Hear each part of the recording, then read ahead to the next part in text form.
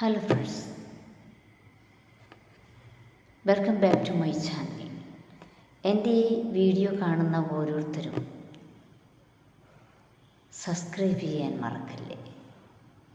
കാരണം ഞാൻ 10-60 വീഡിയോ ഇട്ടു, ആ പടം 80 സബ്സ്ക്രൈബറാണ് എനിക്കുള്ളത്. പക്ഷേ 10, 5000, 6000, 8000 പേര് കാണുന്നുണ്ട്. പക്ഷേ ഈ കാണുന്ന എൻ്റെ പ്രിയപ്പെട്ട സഹോദരങ്ങൾ എന്നെ ഒന്ന് സഹായിക്കണം, സബ്സ്ക്രൈബ് ചെയ്ത് എന്നെ സഹായിക്കണം പ്ലീസ്.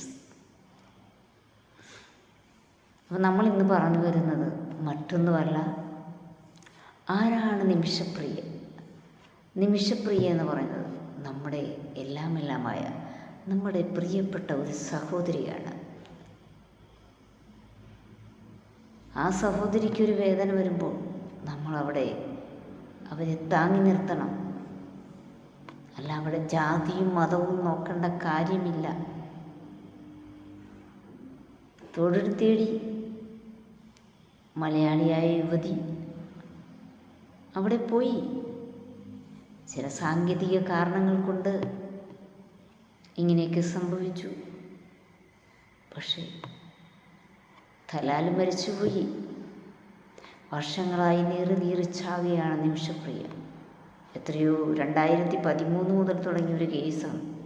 ഇന്ന് വരെയും ഇതിനകത്തു നിന്നൊരു മോചനം ഉണ്ടായിട്ടില്ല. എന്ത് കൊടുക്കാമെന്ന് പറഞ്ഞിട്ടും അതിന് തയ്യാറാകാതെ ഇന്ന് വിധി നടക്കേണ്ട തൂക്കുകയറിന് വിധിക്കപ്പെട്ട നിമിഷപ്രിയയെ ദൈവത്തിൻ്റെ കരങ്ങളാണ് ആ പ്രിയ സഹോദരിയെ അവിടെ നിന്ന് മോചിപ്പിച്ചത്. ഉടനെ തന്നെ നമ്മുടെ ഈ നാട്ടിലേക്ക് നിമിഷപ്രിയ എന്ന് പറഞ്ഞ ആ സഹോദരി ഉടൻ തന്നെ തിരിച്ചു വരും. ആ ഒരു വിശ്വാസം നമുക്കെല്ലാവർക്കും ഉണ്ട്. നമ്മളെല്ലാവരും നിമിഷപ്രിയയും കുടുംബത്തെയും ചേർത്ത് പിടിക്കുകയാണ്. അവിടെ ജാതി നോക്കുന്നില്ല, മതം നോക്കുന്നില്ല.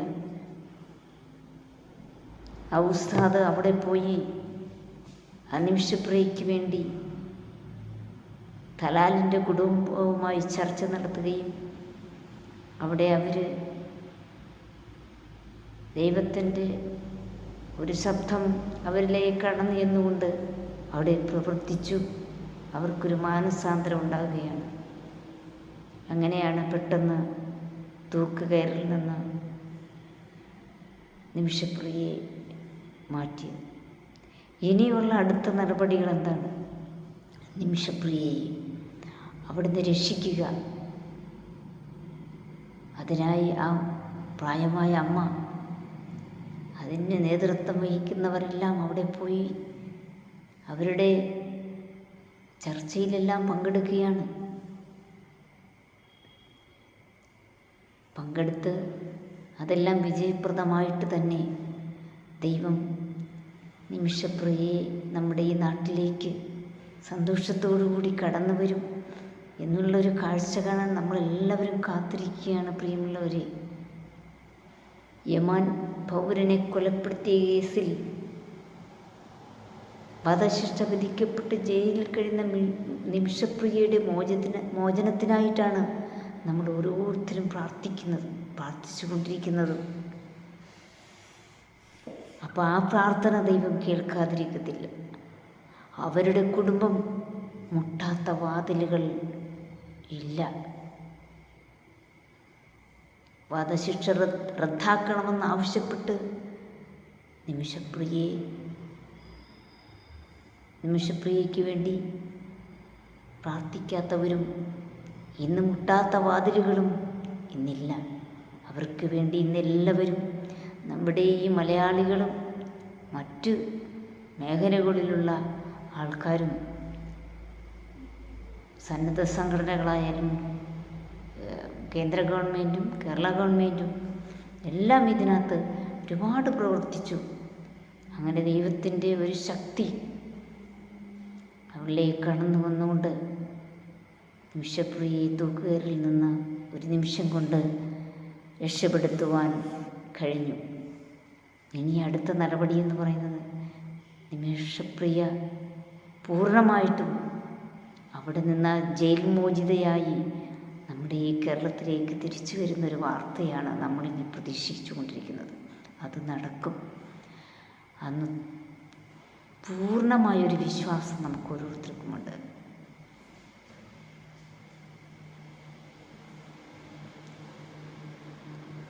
നിമിഷപ്രിയ ഒരുപാട് അപ്പീലുകളൊക്കെ കൊടുത്തതാണ്.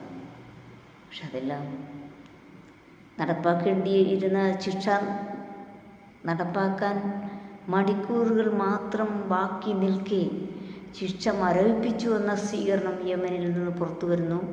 വീണ്ടും പ്രതീക്ഷകളാണ് നമുക്ക് ഉയർന്നു വരുന്നത്. അപ്പോൾ ഇനിയും പ്രതീക്ഷകളുണ്ടാകും. ഇനിയുള്ള അടുത്ത പ്രതീക്ഷകളെന്ന് പറയുന്നത് നമ്മുടെ പ്രിയ സഹോദരി നമ്മുടെ ഈ നാട്ടിലേക്ക് സന്തോഷത്തോടുകൂടി വരുന്നൊരു വാർത്തയാണ് നമ്മൾ പ്രതീക്ഷിക്കുന്നത്. തീർച്ചയായിട്ടും ഉണ്ടാകും, അത് യാതൊരു സംശയമില്ല. അതിനായിട്ട് എല്ലാവരും പരിശ്രമിക്കുന്നുണ്ട്. ഉമ്മൻചാണ്ടിയുടെ ആഗ്രഹമായിരുന്നു കൃഷ്ണപ്രിയയെ രക്ഷിക്കുക എന്നുള്ളത്, നിമിഷപ്രിയയെ രക്ഷിക്കുക എന്നുള്ളത്.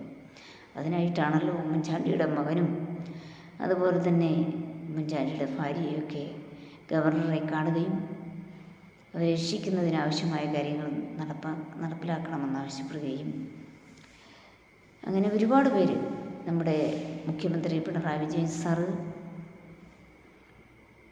പ്രധാനമന്ത്രിക്ക് കത്തയച്ചു നിമിഷപ്രിയയെ രക്ഷിക്കുന്നതിന്. അങ്ങനെ ഒരുപാട് പേര് ഇതിനകത്ത് പ്രവർത്തിച്ചു.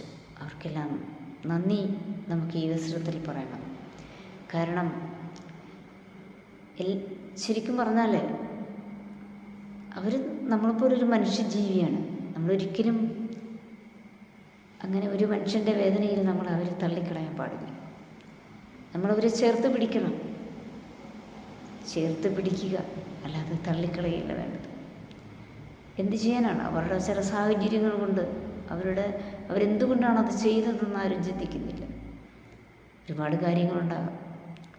ഈ പറയുന്ന പോലെ 110 തവണ വെട്ടി നുറുക്കി എന്നൊക്കെ പറയുന്നത് ഈ പറഞ്ഞ നിമിഷപ്രിയല്ല. അവരങ്ങനെ ഒരു പ്രവൃത്തി ചെയ്തിട്ടുമില്ല. പക്ഷേ